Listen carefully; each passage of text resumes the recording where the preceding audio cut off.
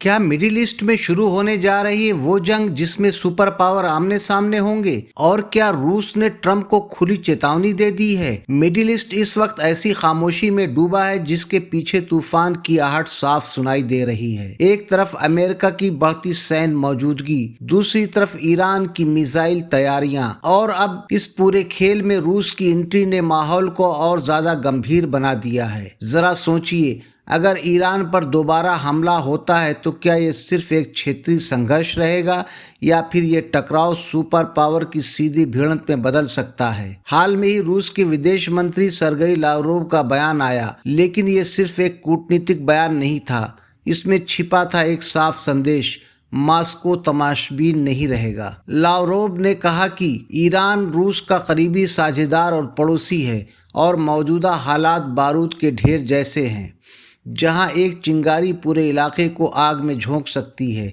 सवाल ये है, क्या रूस सिर्फ शब्दों तक सीमित रहेगा या पर्दे के पीछे कुछ और ही बड़ी रणनीति बन रही है?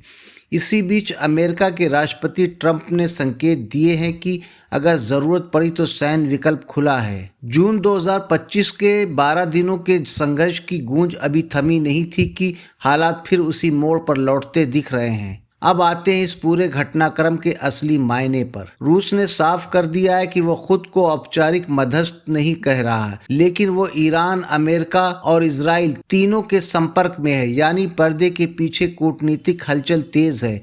मॉस्को ये समझता है कि अगर मिडिल ईस्ट में खुली जंग छिड़ती है तो उसका असर सिर्फ तेहरान या तेल अवीव तक सीमित नहीं रहेगा, बल्कि ऊर्जा बाजार, सेंट्रल एशिया और यूरोप तक झटके महसूस होंगे। रूस के लिए ईरान सिर्फ एक साझेदार नहीं बल्कि रणनीतिक संतुलन का अहम हिस्सा है। यूक्रेन युद्ध के बाद पश्चिम से टकराव के बीच मॉस्को नहीं चाहेगा कि उसका एक और सहयोगी कमजोर पड़े।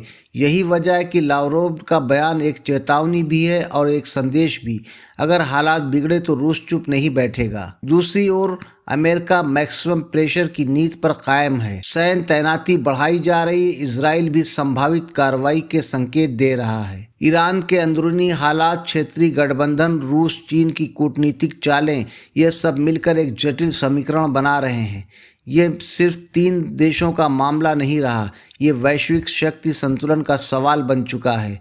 अब दुनिया की निगाहें इस बात पर टिकी हैं, क्या कूटनीति आखिरी वक्त पर बाजी पलटेगी या फिर मिडिल ईस्ट की वो चिंगारी कैसे युद्ध में बदल जाएगी जिसकी आंच पूरी दुनिया महसूस करेगी। फिलहाल इतना तय है कि बारूद बिछ चुका है, बस एक चिंगारी की देर है।